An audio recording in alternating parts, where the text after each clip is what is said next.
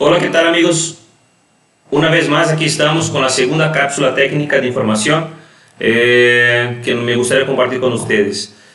Antes de cualquier cosa, agradezco a todos los que ya se inscribieron a nuestro canal. Vamos por buen camino y los que no, denle click, suscríbanse a nuestro canal de YouTube para estar recibiendo información con constancia. ¿Ok? Vamos a empezar. Voy a tratar de hacer un video no tan largo el día de hoy, para que ustedes puedan ver de manera más rápida, pues. Sin embargo, es un tema que tenemos que abordar de manera un poquito delicada y con cierto detalle, pero vamos a darle. Vamos a empezar. Ciclo básico de refrigeración. Todos los sistemas de aire acondicionado, refrigeración, sistemas de racks, o por más sencillo que sea, o por más grande y complejo que sea, necesitamos el ciclo básico. El ciclo básico siempre va a existir, con más válvulas de control o menos válvulas de control, o con más derivadas en los tiros de tubería o no, pero el circuito básico sigue siendo exactamente lo mismo. ¿Okay? Bueno, el ciclo básico de refrigeración necesita de por lo menos un compresor, un condensador, un elemento de expansión, un evaporador. ¿Ok? Con esos cuatro componentes ya empezamos a jugar ahora sí con nuestro sistemita. Bueno, ¿qué pasa en el compresor? El compresor nada más es que es una bomba de circulación de fluido refrigerante, ¿ok? A cierta temperatura, a cierta presión, pero está circulando, es constante ese trabajo. El compresor succiona el fluido refrigerante en estado gaseoso, vamos a llamarle aquí para fines de más didáctica, vamos a llamarle de vapor, pero realmente es fluido refrigerante en estado gaseoso, ¿ok? Pero bueno, succiona vapor, baja temperatura, baja presión, son directamente proporcional, descarga gas refrigerante en vapor, vamos otra vez, vapor solamente para ser más didáctico. Entra en mi condensador vapor. El condensador tiene como función condensar, ¿sí? Significa que voy a cambiar estado físico adentro de mi condensador, es decir, entra vapor, sale líquido, ¿ok? Sale líquido, entra en mi elemento de expansión, que tiene como función bajar la temperatura del líquido, ¿sí? Y mandar líquido a baja temperatura a la entrada de mi evaporador, ¿sí? El evaporador tiene como función evaporar, ¿sí? Entonces realmente el fluido refrigerante ahí lo voy a transformar de líquido a vapor y regresa a mi compresor en estado vapor. Así debe de ser.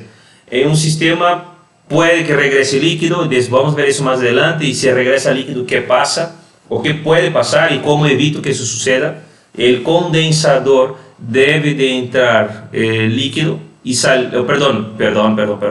debe de entrar vapor y salir líquido, ahora sí. Y si sale vapor, ¿qué pasa? Todo eso vamos a ver más adelante. Hoy nos vamos a enfocar en el circuito básico de refrigeración para no hacer un video tan largo.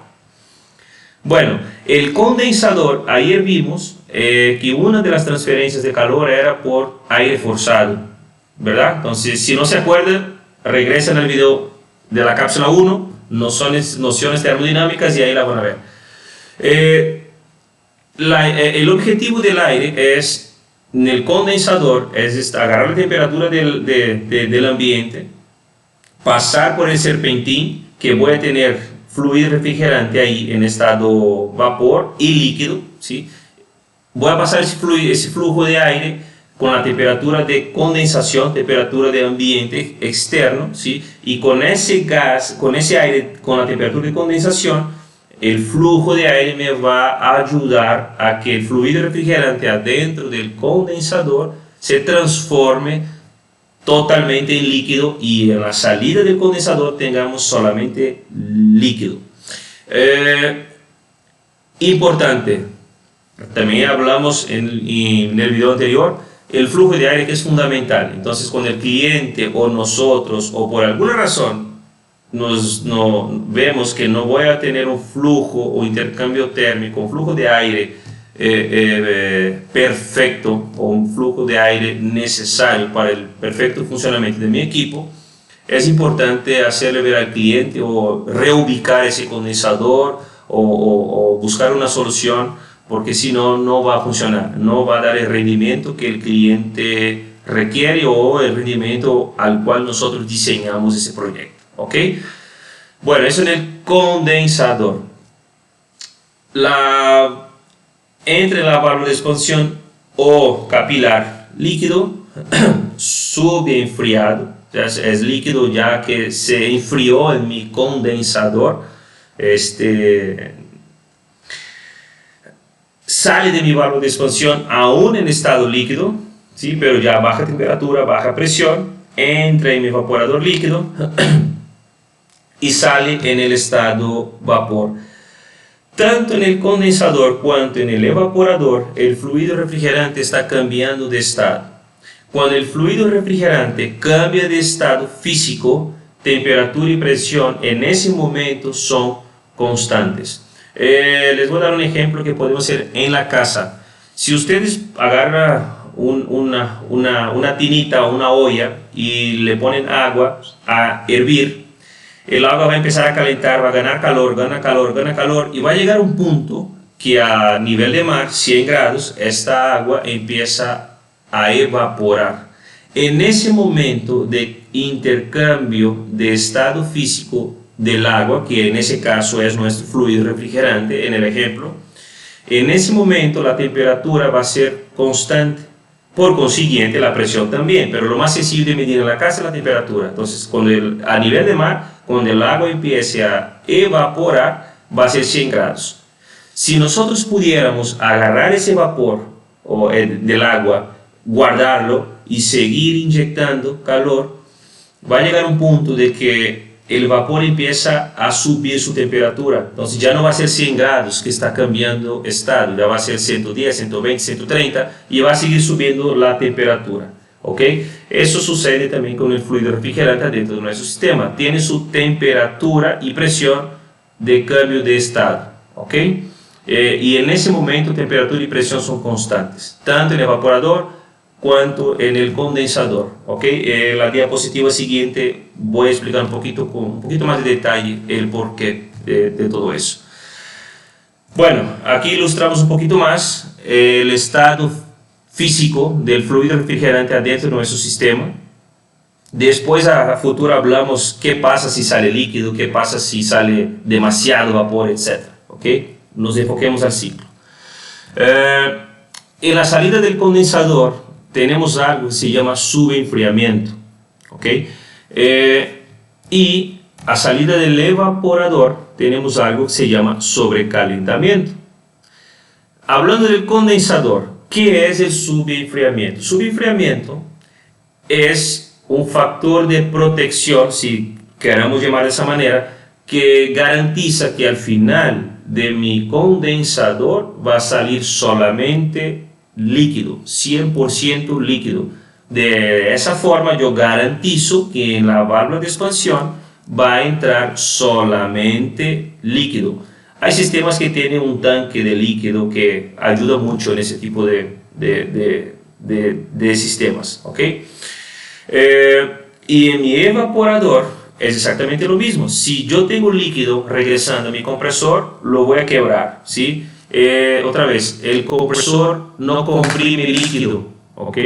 El líquido no se comprime vapor, ¿sí? Entonces, si tengo líquido en la cabeza del pistón y intenta comprimir, va a quebrar, ¿sí? Se va a quebrar. Un ejemplo ilustrativo que es al revés. En el carro, otra vez, un sistema automotriz, el sistema de frenos del carro es de líquido. Como el líquido no se comprime, cuando nosotros pisamos en el freno, yo empujo todo el mecanismo que hace con que el carro se detenga. Cuando nosotros, a mí ya me ha tocado, y espero que a ustedes no, pero seguramente a muchos ya nos ha tocado. cuando el sistema de freno de un carro, el sistema de freno automotriz no está purgado, si yo tengo aire adentro, el carro no se detiene. Si lo pisamos en el freno y va hasta abajo y no frena el carro. ¿Por qué? Porque el aire se comprime. ¿Ok? Lo mismo pasa aquí en mi compresora, más que yo aquí sí no puedo tener líquido. ¿Va? Tiene que ser 100% vapor. Entonces, el sobrecalentamiento es un ajuste que nosotros tenemos que garantiza que al final del evaporador voy a tener 100% vapor, ¿sí? Ambos tienen que estar perfectamente ajustados. Y aquí sí es un tema delicado porque ¿cómo lo ajusto?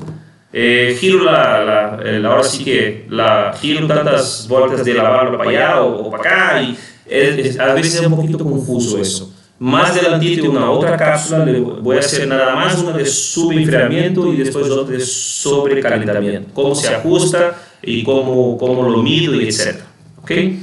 Pero bueno, también aquí es importante que si nosotros es importante tener un poquito de base de la siguiente manera, o cuanto mayor es el área de mi condensador y el área de mi evaporador en donde tengo cambio físico del fluido refrigerante, mayor es el rendimiento de mi sistema. Entonces, si el sobrecalentamiento queda muy grande o muy amplio, el rendimiento frigorífico va a bajar y voy a tener una temperatura de regreso muy alta en la succión de mi compresor, ¿sí? Y eso que va a generar un problema también, ¿ok? Por eso lo tenemos que ajustar. Todos los sistemas de refrigeración, independiente del fabricante, independiente de la marca que nosotros vayamos a aplicar, sobre todo en refrigeración comercial, cámaras frías, lo necesitamos, ¿sí? Hay que ajustar. En aire acondicionado no hay tanto problema, sí hay un problema, pero vamos a decir que es más sencillo de la carga de gas. Por la temperatura que estamos trabajando es más simple después. ¿Sí? El mismo fabricante dice, carga tantos gramos y ya. Entonces nosotros, no he visto a nadie midiendo sobrecalentamiento y subenfriamiento de un mini split 12.000 BTUs, la verdad. Le da la carga de gas y se enfrió, órale, el que sigue, ¿no? En refrigeración comercial sí lo tenemos que medirlo, ¿ok?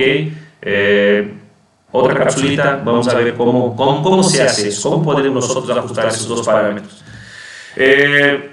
Un paréntesis, si les está gustando esta información, si creen ustedes que agrega valor, por favor, suscríbanse a nuestra página para que nos apoyen también en este proyecto y que ustedes vayan recibiendo más información día con día. ¿Okay? Vamos a seguirle. Esta es una gráfica que asusta. ¿Sí? Realmente la vemos y dicen, ay güey, ¿qué es eso? ¿No? Aquí en México se dice mucho eso. Ya estoy hablando en español muy bueno para acá. Las malas palabras no lo puedo decir aquí, pero fue lo primero que aprendí cuando llegué aquí a México. Importante, las malas palabras es básico uno para supervivencia. Pero bueno, regresando a nuestro diagrama de Moulier, ¿sí? Nuestro sistema de refrigeración, el que vimos de atrás, sale desde acá. Aquí tenemos un grafiquito del comportamiento del R404A. Tengo presión, tengo entalpía y lo rojito que vemos aquí es temperatura. Todo lo que está dentro de esta área, ¿sí? Tengo presión y temperatura constante. Entonces, si este brasileño platicó hace ratito que si en cambio de estado físico, temperatura y presión son constantes, significa que adentro de esta área que está aquí, tengo intercambio físico, ¿sí? el intercambio de estado físico del fluido refrigerante. Y sí, así es, perfectamente, eso es. Entonces aquí por eso veo que en ese punto, por agarrar esa línea, por ejemplo, tengo menos 40 grados, aquí tengo presión y temperatura constante, menos 40 grados. Termina en ese punto y ya empiezo a bajar. Ahí sí empiezo a bajar presión. La temperatura es constante, pero empiezo a bajar presión. ¿Ok? Aquí vemos menos 40, ya estoy ciego. Menos 40, aquí esa línea es menos 40. ¿Ok? Pero voy cambiando lo que son, no, así que cambio de presión después, ¿va? Vamos a poner aquí, lo veo y me confundo, Diogo, la verdad que yo no entiendo ni papa frita de eso. Ilústrame, por favor. Vamos a intentarlo.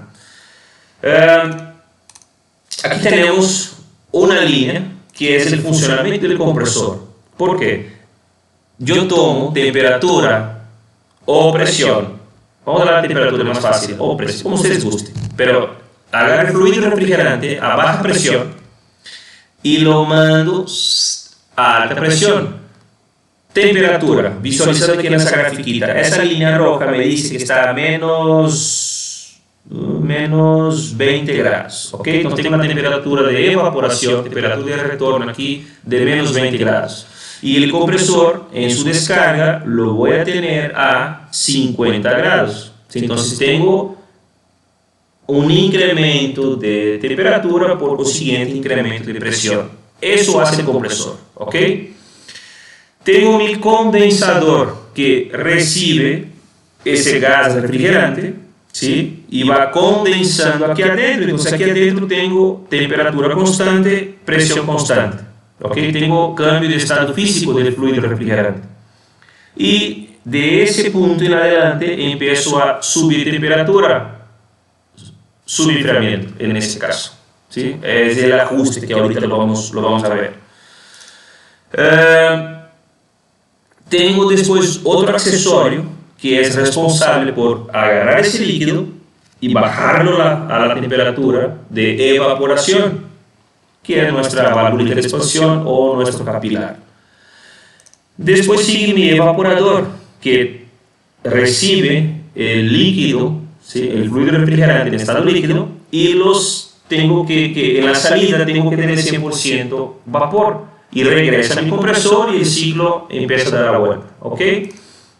Vapor afuera de la grafiquita y líquido, vapor, mezcla, ¿sí? Podemos decir que aquí en el medio, en el centro de la grafiquita, en esa línea, yo voy a tener 50% líquido, 50% vapor.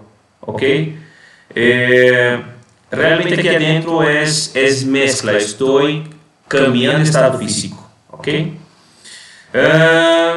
Aquí está nuestro subenfriamiento, que tenemos que ajustarlo, y nuestro sobrecalentamiento. ¿Ok? Subenfriamiento a la salida del condensador, sobrecalentamiento a la salida del evaporador. ¿Ok? Este es nuestro ciclo de refrigeración, ya viéndolo en la gráfica. Aquí es importante, cada aplicación tiene un tipo de refrigerante. Ya puede ser, bueno, el R22 ya no, pero hay muchos gases sustitutos. Pues tenemos el RS70, vamos a hablar del RS70, que es un fluido refrigerante que es ahora sí que en cuestión de rendimiento es el que más se aproxima del R22. Entonces tenemos una grafiquita del RS70 en aplicaciones con R22 que ya va de salida. Tenemos el 407, el 507, el 410, el 404. Cada tipo de refrigerante tiene su gráfica y sus temperaturas de evaporación y condensación. ¿Okay? Algo aquí que es muy importante mencionarles. Por favor, no vendan equipos por HP. Y aquí también podemos tomar ese concepto. Porque la misma máquina, hablando de HP, una máquina de 5 HP o 5 caballos a baja temperatura, dependiendo de la temperatura que estamos trabajando, 15 bajo cero, 20 bajo cero, 25 bajo cero, esa máquina tiene una capacidad diferente. ¿Sí? Entonces, aquí lo que yo les recomiendo es que hagan ese tipo de análisis, revisen la capacidad que requiere el cliente, pero la capacidad de BTUs, por ahora, la capacidad frigorífica, no la potencia del motor, no la potencia eléctrica del compresor. Revisa la capacidad frigorífica. En la semana pasada, precisamente, me tocó un cliente que me dijo, no, ingeniero, quiero una maquinita de 5 HP para baja, con su evaporador, con su gabinete electrónico ya armado, y su gabinete eléctrico con su controlador electrónico, el gabinete llamado, cotízamelo o no. Yo, sí, con todo gusto te lo cotizo, pero pásame por favor los datos de la aplicación. Bueno, para no hacerles el cuento largo, el cliente no necesitaba una máquina de 5 HP. Al final del día logramos llegar a la misma capacidad frigorífica con una maquinita de 3,5 caballos. Entonces, el cliente ahí, que realmente es el que paga la cuenta de energía eléctrica, salió contento y ya lo tenemos ahora sí que amarrado por el tema técnico, ¿sí? Y creo que ganamos de la competencia por el simple hecho de tomarnos el tiempo de hacer el cálculo térmico o de evaluar si esa máquina que pide el cliente es la que él realmente necesita. Vuelvo a decir, el cliente no sabe de refrigeración, sabe que su producto ocupa frío, ¿ok? Los que debemos de dar información un poquito más masticada al cliente somos nosotros, ¿va? Bueno, yo creo que por hoy es todo. Por favor, dudas técnicas, un correíto, me lo mandan y con todo gusto lo vamos aclarando y vamos preparando material para otras cápsulas.